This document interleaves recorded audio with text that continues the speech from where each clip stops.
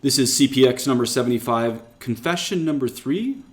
This is the Catechism of Pope St. Pius X, CPX, page 85 to 86. We are on question and answer number 19 to 24.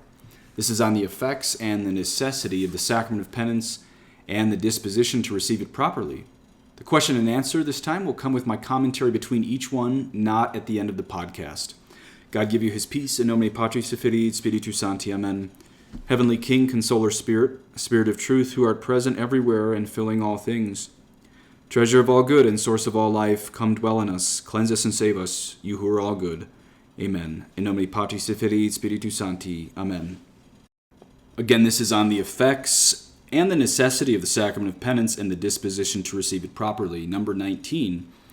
Which are the effects of the sacrament of penance? Answer: the sacrament of penance confers sanctifying grace, by which are remitted the mortal sins and also the venial sins which we confess, and for which we are sorry. It changes eternal punishment into temporal punishment, of which it even remits more or less according to our dispositions. It revives the merits of the good works done before committing mortal sin. It gives the soul aid in due time against falling into sin again, and it restores peace of conscience. Okay, now let me give you a few of my own thoughts here. What we just heard in the answer there's a few things that might not even make sense even to well-educated Catholics, so I just want to parse this out. One of the effects of the sacrament of confession or penance, according to Pope St. Pius X, he says it changes eternal punishment into temporal punishment. What does that mean? It means if you, after your baptism, go to confession with a mortal sin on your soul and confess it, you still probably have to do purgatory time, but your hell time is eradicated. So what he means here is eternal punishment is the same as hell, and temporal punishment is the same as purgatory. So to kind of put it in a blue-collar way, it turns hell into purgatory when you go to confession. Now he also adds this on the topic of temporal punishment. He says, of which it even remits more or less according to our dispositions. What he means by that is that purgatory time is reduced every confession that you go to. Besides going to confession with your mortal sins, this is an additional reason why it's worth going to confession with your venial sins. In other words, if you don't have mortal sins, it's still good to confess your venial sins because confession does reduce purgatory time. Doesn't mean it eradicates it down to zero, but your purgatory time is reduced for every confession that you make as long as you're sorry for your sins. Another effect that was in number 19 here, Pope St. Pius X says that confession revives the merits of the good works done before committing mortal sin. This is a tough one for Americans to understand because we don't talk a lot about merit. But basically, picture your soul. Everyone's soul in heaven is going to be filled to the brim, and the amount of sacrificial love that you live on earth is going to be the size, so to speak. I know that's not the right term. The size of your soul that's going to be filled with God's grace in heaven is determined by the amount of sacrificial love that you live on earth. So an analogy that many of you have heard is like, say, a little baby who is baptized and dies of SIDS right after baptism. That baby is going to go to heaven, of course, but it's going to be like a thimble filled with the grace of God, where someone who lived a very good life could be like maybe a swimming pool filled up in heaven, and maybe a great saint could be like, Lake Huron or Lake Michigan or one of the great lakes filled with the grace of God.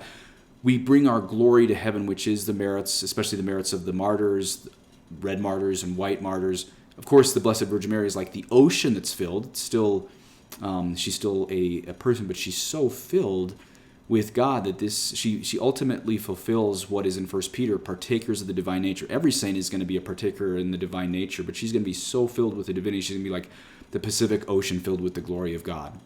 This is for any Protestants listening, you can look in 1 Corinthians 15. I don't have the exact quote on me, but St. Paul basically says, as star differs from star in glory, that's his own words, and I'm going to add my words as a summary, so also every soul is going to differ from the next soul in heaven by its level of glory, which again is determined by the amount of sacrificial love that you live on earth.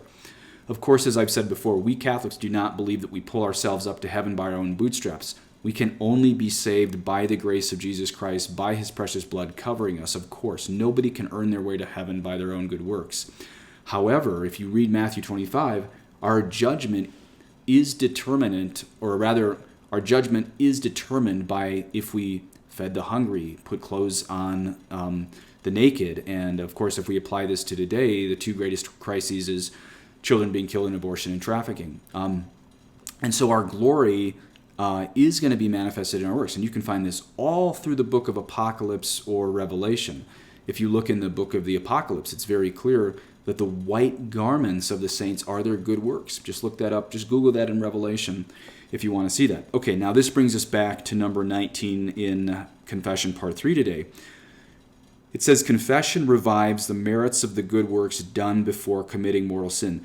So let's say you have this man who is a very holy man, and he was tortured for Christ at some point in his life. Maybe he's a Chinese man tortured for Christ, and then he comes to the United States, and I don't know, his wife dies, and he gets lukewarm in his faith, and later in life commits a mortal sin.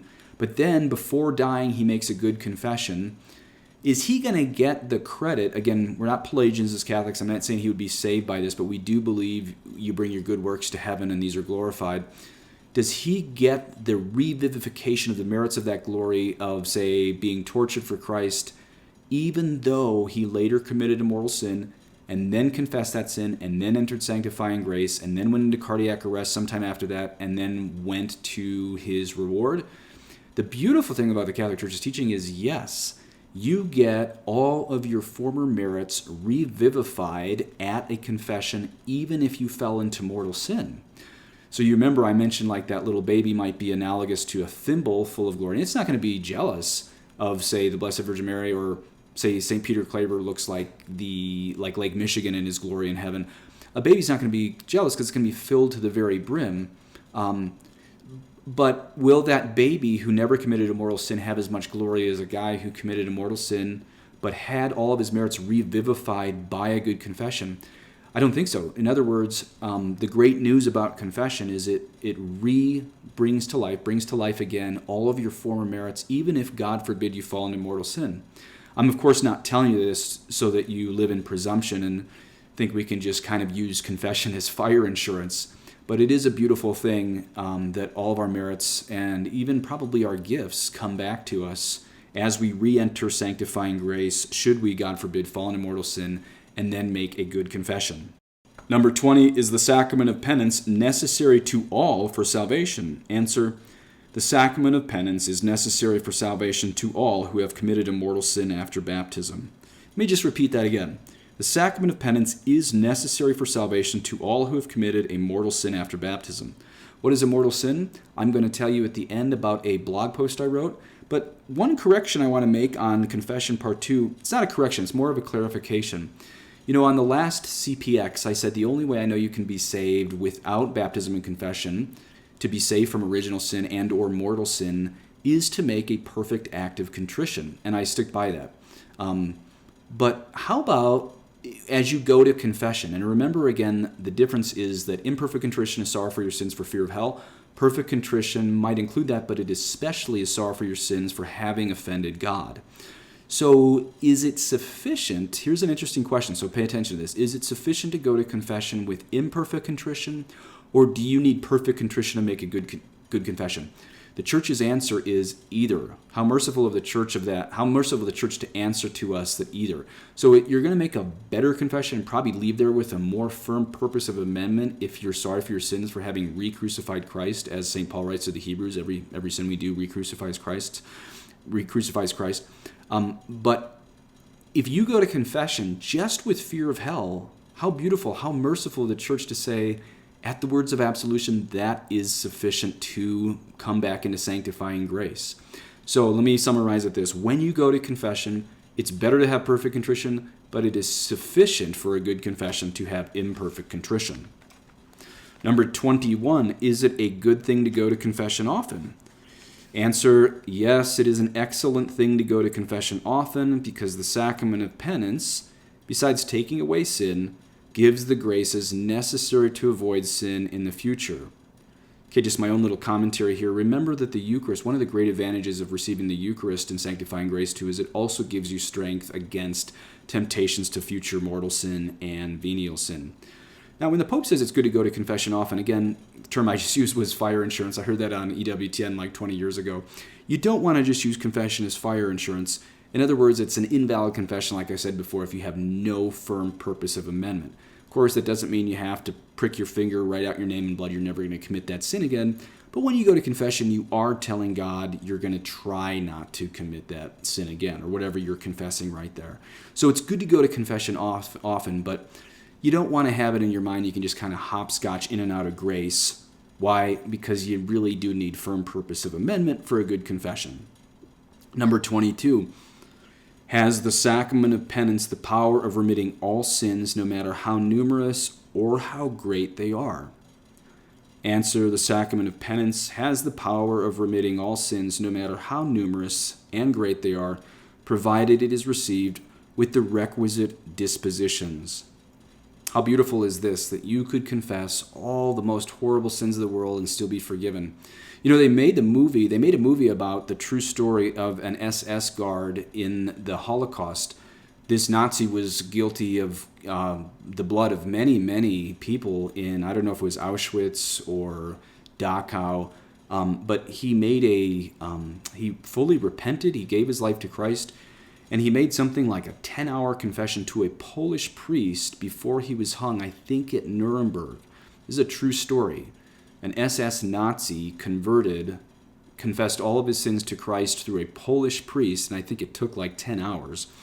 And pray for him. He might still be in purgatory now, but I believe he's saved after a confession like that. So that shows you right there how powerful confession is, that it can even forgive a Nazi who killed thousands of people and partook in a regime that killed millions of people. That's not to downplay that, but it's to show that the blood of Jesus is even greater than the Holocaust. So if a Nazi can be forgiven of his sins by a priest in the confessional, so can you. This is how great Jesus' mercy is. Now, why did it take him 10 hours? As I said before, you could actually confess a lot of sins in just 10 minutes as long as you number them. He probably felt that part of his contrition would be to describe a lot of these sins that he committed in Auschwitz or Dachau.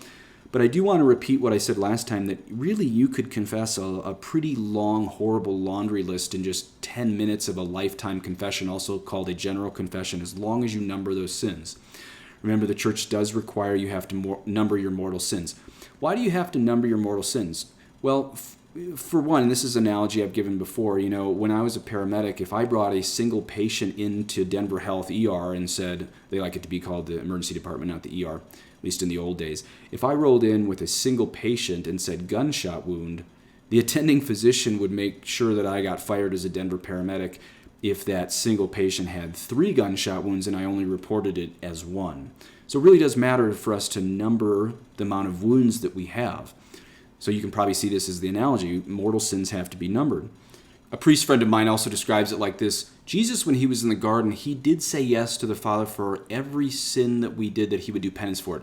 When Jesus was in the garden, looking through all of time at every sin that would be committed, he told the Father, this is God the Son telling God the Father, he would do penance not just for sins in general, but for every single sin you and I committed. Jesus owned in the garden. So the very least we can do is number these. And again, this is where we have to not be flippant if we make a lifetime confession, also a general confession. We do use terms like dozens or hundreds or thousands of this mortal sin or that mortal sin. We don't want to be flippant about it. We do want to realize that Jesus shed blood for every single one of those sins, but it does honor him and worship him and make our confession valid when we do our very best. It doesn't have to be perfect, but when we do our best to give a number to those. Number 23, how many conditions are necessary to make a good confession? This is going to sound a little complex in the answer, but I think, as I said last time, 98% of you are doing this, but it's good just to have your ears perked up to make sure that you have the conditions necessary to make a good confession, because that's the subtitle of today's CPX. Okay, these are the conditions necessary to make a good confession.